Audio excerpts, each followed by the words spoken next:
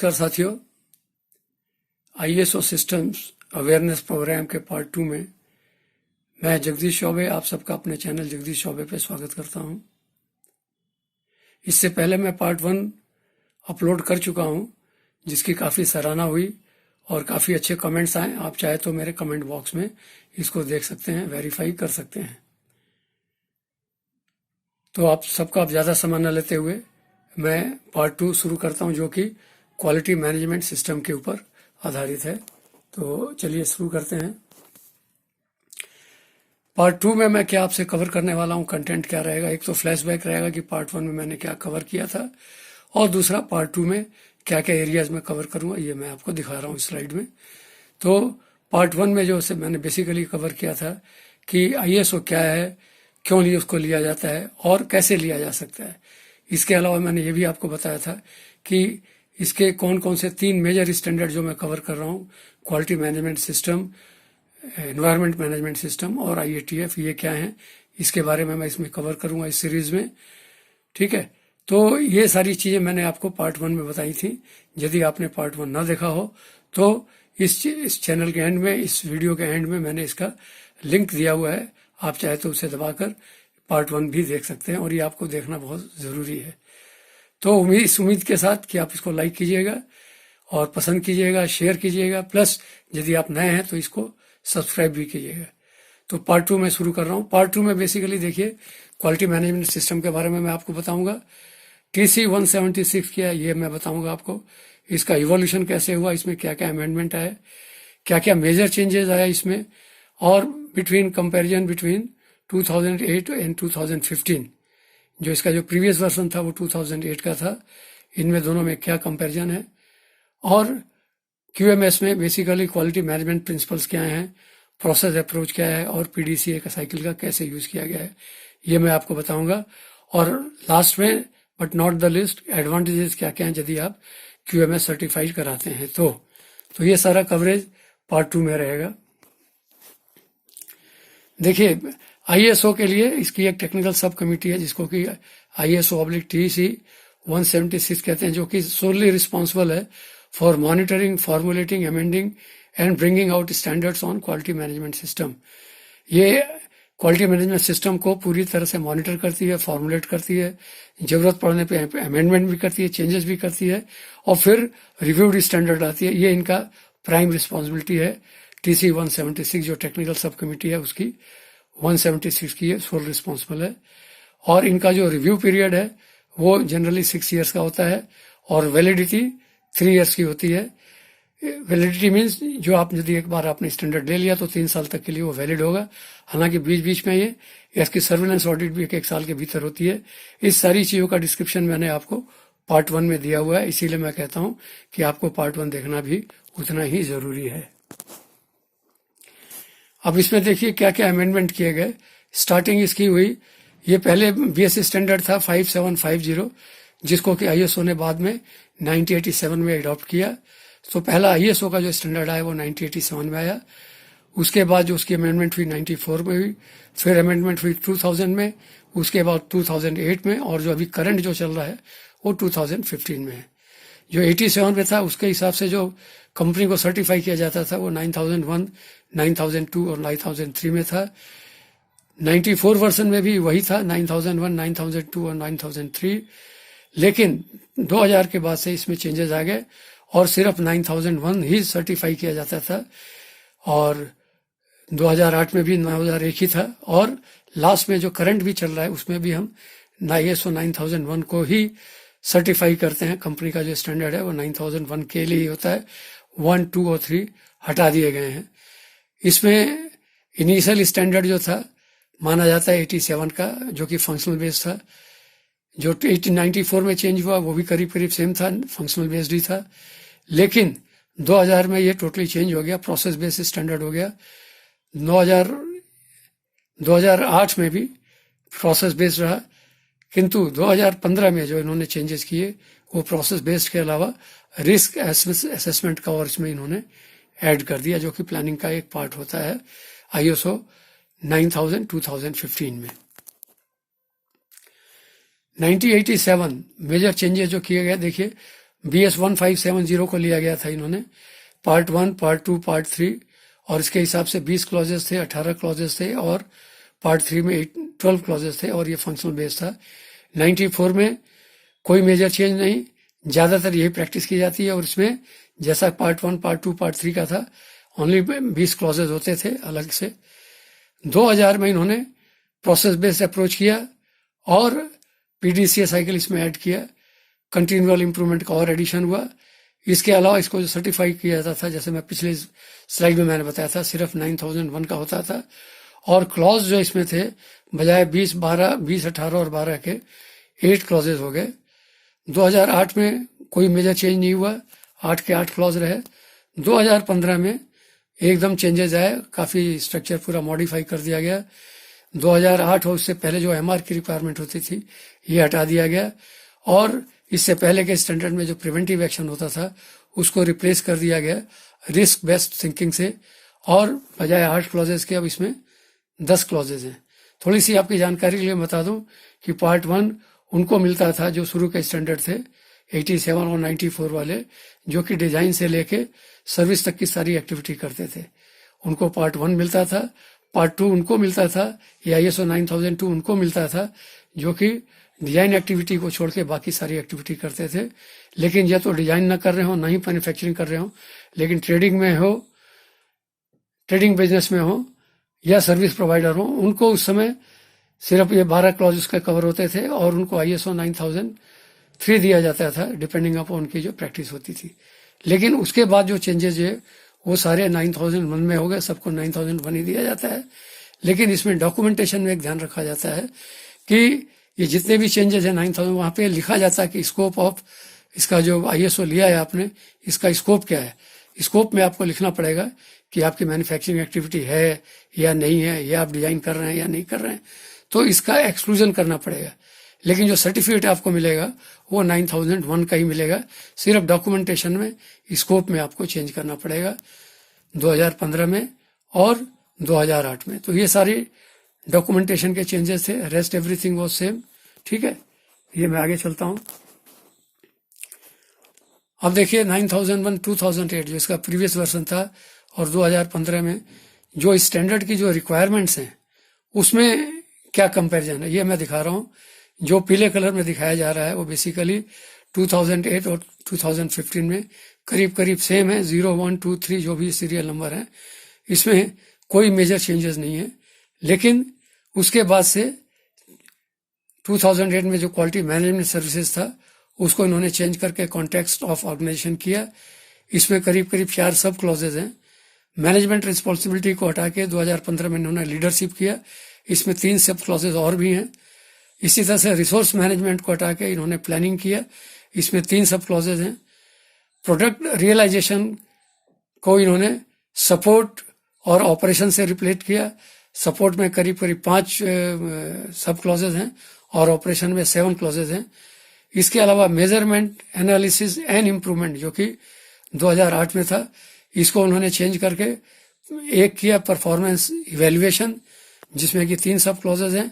और जो लास्ट में जो था 10वां जो था दैट इज इम्प्रूवमेंट, इसमें भी 3 सब क्लॉजेज हैं। देखिए मैं इन सारे सब क्लॉजेज के बारे में यदि मैं आपको डिटेल में बताऊं तो ये वीडियो बहुत लंबा जाएगा। इसके लिए आपको स्टैंडर्ड को ही रेफर करना पड़ेगा, और जिस इंडस्ट्री में भी आप जाएंगे आपको इस स्टैंडर्ड को डिटेल में स्टडी करना पड़ेगा।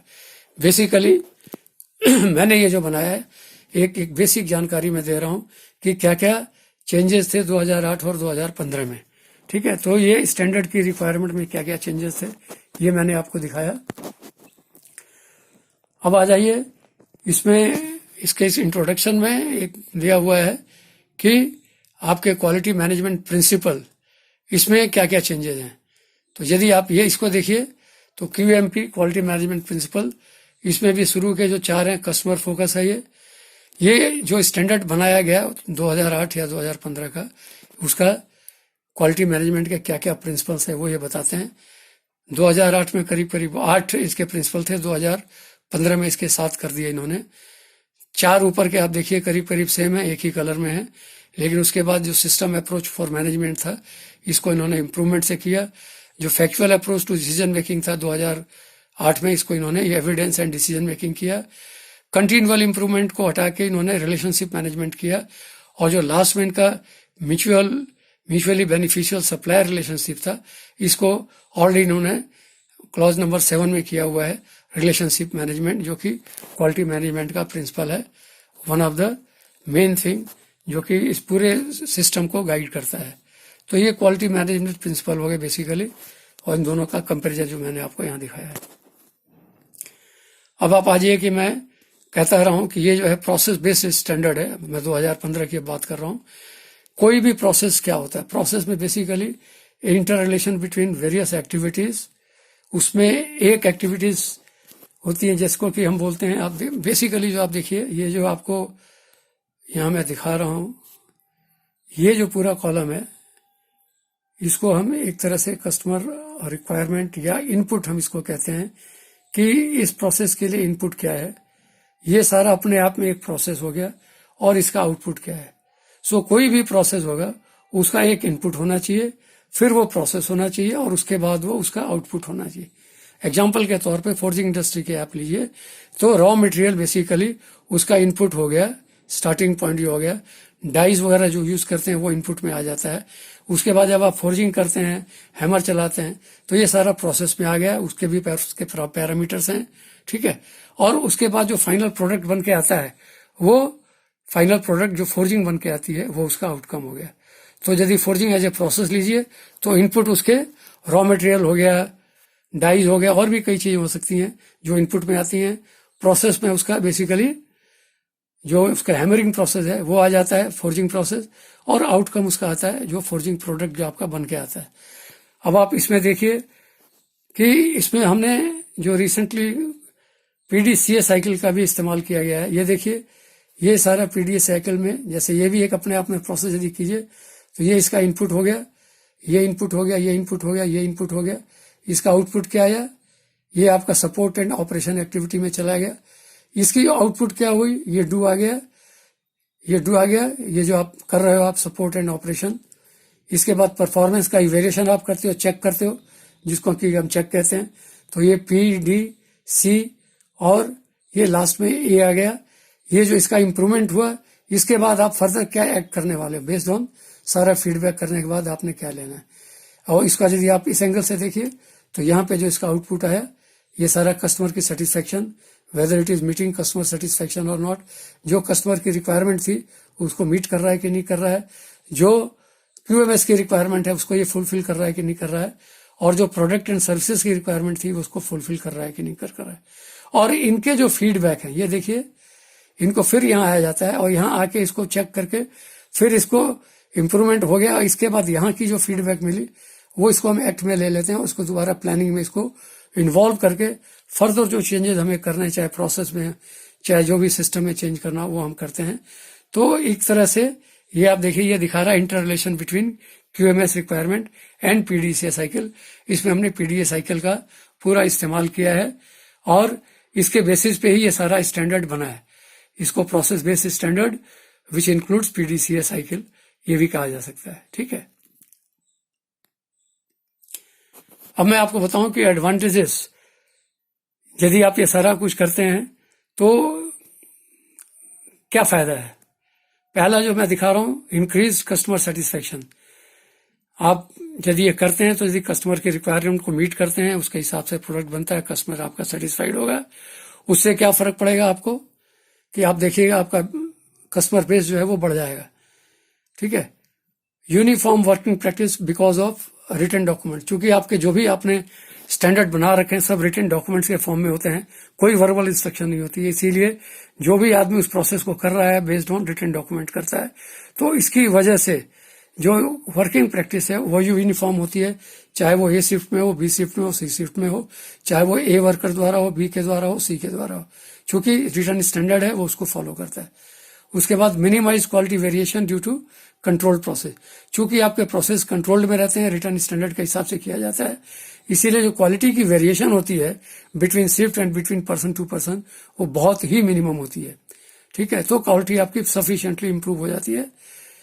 इसके बाद इंप्रूव्ड रिस्क मैनेजमेंट, चूंकि इसमें ऐड किया गया 2015 में प्लानिंग पार्ट में, ये सारा कुछ एसेस किया जाता है कि एक हमारे जो इंटरनल और एक्सटर्नल कस्टमर है और जो हमारी अपनी वर्किंग है, कॉन्टेक्स्ट ऑफ ऑर्गेनाइजेशन है, जो कि पहला पार्ट उसका आता है, उसके अंदर क्या क्या रिस्क इन्वॉल्व हो सकते हैं, और चूंकि हम प्रिवेंटिव एक्शन इसमें नहीं ले रहे हैं तो उसके बेसिस पे हम उसको रिस्क एनालाइज करते हैं और उसको how to remove that, so that अगले प्रोसेस में वो रिस्क उसमें इन्वॉल्व ना हो। तो पूरी रिस्क जो इन्वॉल्व है उसको पूरा उसका मैनेजमेंट, उसमें इंप्रूवमेंट कैसे उसको ठीक किया जा सकता है सो दैट आगे प्रॉब्लम ना आए। तो रिस्क मैनेजमेंट इंप्रूव होता है इसमें। इसके अलावा इंक्रीज एफिशिएंसी, लोगों के काम करने की एफिशिएंसी, और वेस्टेजेस कम होते हैं क्योंकि सारा कुछ एक कंट्रोल सिस्टम के हिसाब से किया जाता है। बेटर वर्क एनवायरनमेंट होता है, काम करने का एनवायरनमेंट। आप किसी भी इंडस्ट्री में चले जाइए जो कि एक नॉन आईएसओ सर्टिफाइड है और दूसरी आईएसओ सर्टिफाइड है, आपको वहां के वर्क एनवायरनमेंट में बहुत फर्क दिखाई पड़ेगा।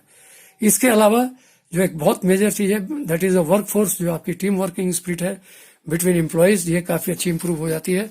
लोग मिलजुल के काम करते हैं क्योंकि ये अपने आप में ही एक इन्वॉल्वमेंट ऑफ पीपल है, लोगों का इसमें बहुत ज्यादा इन्वॉल्वमेंट रहता है। उसके बाद ओवरऑल बिजनेस ग्रोथ, यदि इन सब चीज को आप देखिए तो सबका रिजल्ट यही है कि आपका बिजनेस का ग्रोथ होता है, आपकी कंपनी इंप्रूव करती है, कंपनी का नाम होता है, कस्टमर बेस बनता है। तो यदि आपको ये सारी चीजें एडवांटेज चाहिए आपको अपनी इंडस्ट्री में, या यदि आप मालिक हैं तो, या यदि आप डिपार्टमेंट ऑनर्स हैं, आप अपने प्रोसेसेस को और स्टेबलाइज और स्टैंडर्ड करना चाहते हैं, क्वालिटी को इंप्रूव करना चाहते हैं, तो इस सिस्टम को आपको अपनाना पड़ेगा। क्वालिटी मैनेजमेंट सिस्टम जो QMS जो है 2015, इसको आपको अडॉप्ट करना पड़ेगा। तो ये सारे मैंने प्रोसेस आपको A to Z मैंने सारे बता दिए। यदि आप इस सिस्टम को ढंग से अप्लाई करते हैं based on return standard, return procedure और स्टेब्लिश्ड आपके प्रोसेस हों, ठीक है, इन सारी चीजों को, उसके अलावा जो आप कस्टमर के कंप्लेंट्स वगैरह हैं उसको प्रॉपरली अटेंड करते हो, ठीक है, और आपस में आपकी इंटर रिलेटेड एक्टिविटीज बहुत अच्छी हो, आपका कम्युनिकेशन स्किल बहुत अच्छा हो, क्वालिटी पॉलिसी आपको टू द रिक्वायरमेंट है, जो आपकी कंपनी की जो मेन ऑब्जेक्टिव है उसको रिफ्लेक्ट करती हो। ये सारी चीज यदि आप करते हैं और डॉक्यूमेंटेशन प्रॉपर बनाते हैं, किसी अच्छे उसको लेके, एक कंसल्टेंट को लेके बढ़िया डॉक्यूमेंटेशन करते हैं और एक अच्छे बॉडी से सर्टिफाई कराते हैं, ये सारा कुछ मैंने पार्ट 1 में कवर किया हुआ है। तो आपका डेफिनेटली आपका बिजनेस ग्रो होगा, आपका कंपनी इंप्रूव करेगा और आपके नए नए कस्टमर बेस बनेंगे। तो इस उम्मीद के साथ कि आपने इस पार्ट 2 को भी वैसे ही लाइक करेंगे जैसे आपने पार्ट 1 को किया, और इसका भरपूर फायदा उठाएंगे, अपने दोस्तों के साथ शेयर करेंगे, नए होंगे तो इसको आप सब्सक्राइब करेंगे। तो आप सबने इतना टाइम दिया, आप सबका इसके लिए बहुत बहुत धन्यवाद। Thank you very much.